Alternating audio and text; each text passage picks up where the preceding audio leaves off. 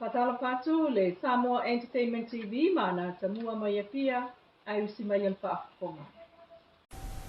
Ua te ape atu ai I tū malo tau mamao, wa o fonti ma le tū malo si umu, le o whainga aluenga, a le official komsina o whainga palota ma le o whaasala lau e mori mawina tau ulumanga, o le palota la ititi ai tū malo I lunga e au fia ima le tū malo tū tau langa o whaleata wha.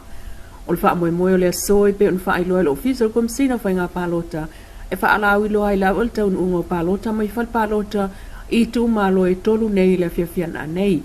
I lona tulanga maasini ai e se mai le taunu unga o le palota o le aso, palota mua ma palota whapitoa, le e whaato ailoa I le taimi o whaitau ngā aloa ia I le aso atai au. Inisi o tala e amatatu le tausanga nei le maasina whau o ke topa I le aso mua. O na si I malia lawa I lunga ia le totongi o pasese I le alu ma le toi fo I mai Amerika Samoa I le vaa o le Lady Samoa tolu. Taimi nei se laulu se fulu le alu ma le toi fo I mai, pe tai amatatu ia o ke topa, le pase se fou, e se lau fast food tala le aluma le foi mai Amerika Samoa. Pe a o atu ia iu lai o lua o lua wha, wa si il se lau ono sulfa tala le aluma le sau. O atu ia iu lai o lua felua lima, wa si il se lau valu sulfa tala le aluma le sau. O tamaiti e wha pena fo e na si malia ilunga le tolu sanga soo, mai le fitu lima o lo o ia il temine I le valu. Se lau ma le lua, ma le se lau se fulu lua I le o atu ia iu lai o lua o lua lima. O le tulanga fole na o lo o iai ia le tau o uta, e ave I le vaa I Amerika Samoa, pe o talo, o popo, po pumango, o fai o taamu, o hafifi, o ietonga, teiminei o lo ta lasfu sene I le kilo. A matatu ia o ke topa le aso mua o le tausanga nei o na ta la tolu sfulu le kilo, iu lai o le tausanga fau o ta la lima sursene, iu lai o lua o lua lima, o ta la fitu se fulu. Fa pena fo I pailate, o le ase isi fo I ilunga mai le selau fitu lima o iail terminei, I le lua selau ma le wha ia o ke topa, lua selau tolu walu ia iu lai lua o lua wha, lua selau ono lua tala ia iu lai o le lua o lua lima. E o le terminei o tau nua I fo I ma le manuia, le vaa o le Lady Samoa tolu, I le wafu I whanga tongo, ta penai mo lana toi fo I atu I upolu I le fiafia na nei. Tala toi tuli loa ufa anga soro peso su e ngalo ofisa fui muu le mafu anga tonu, o le afianga o le fale o iaile Maria Pharmacy sa le ufi le afi le vaya sonei.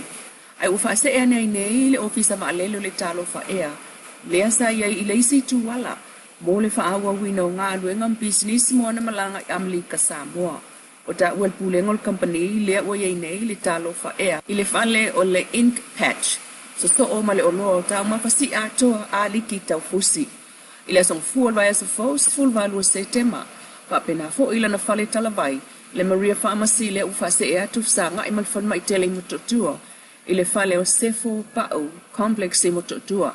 Amata tu I fo ila sa sulvalu se tema le au nangai ina ale Maria Pharmacy. Tala toi tuli lo awa toi mapuna ma ilunga tala o le maliu fa afo se I o le atali I atu au maletino o vai tele uta.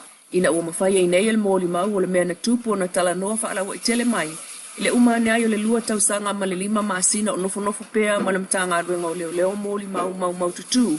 Na ave iai e le mōli mau o ta ua ilunga. O tala noa fa ala wa I tele ai nei I lunga o ofisa fa asala lau le alii. Ai sa kupu le fa lave o le lengkulu sa sa uma I lalo I le enga o le moto Samoa. Sa ufa peo se ka vale I lalo le paki le sa fai e o ar fokong wale sa fai e fie fianga I lalo le moto Samoa. Ai sa le ka vale.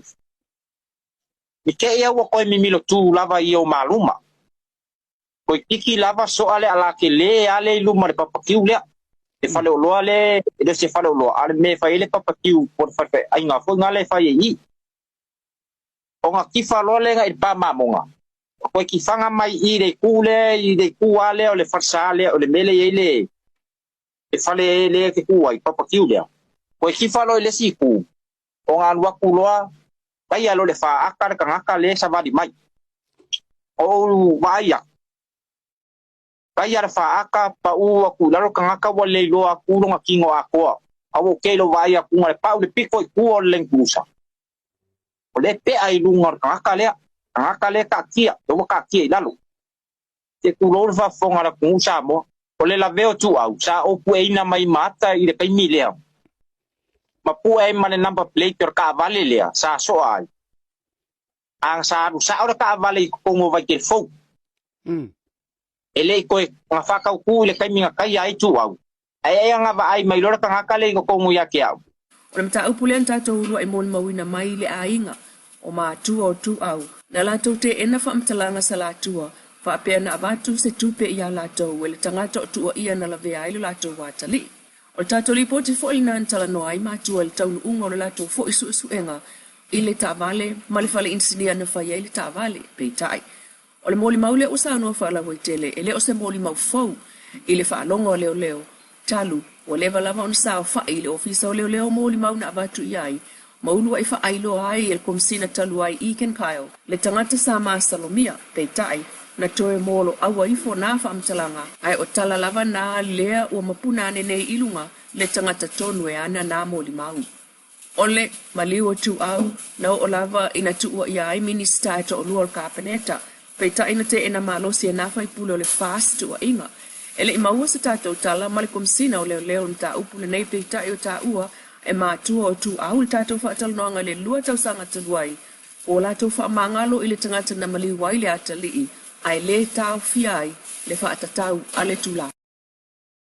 Nisi o tala e ui o le soso o whaalawelawe tau tā vale ilu matonu o le whai to au tu o lota o le aonga St. Mary's I Savalalo ma mōli mawina mai el pulenga o le aonga e tu inatu se lātou tālo sanga el pulenga o le LTA mo se whaatatau e saonga le mua I tangata wheo ai.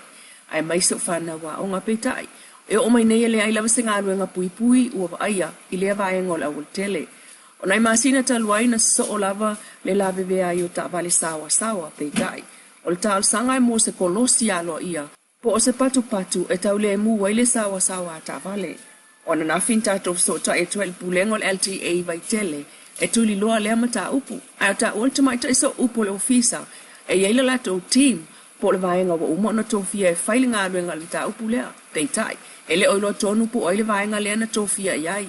Sa le mawhai na maua stato so tanga I tamaita I pule o le LTA.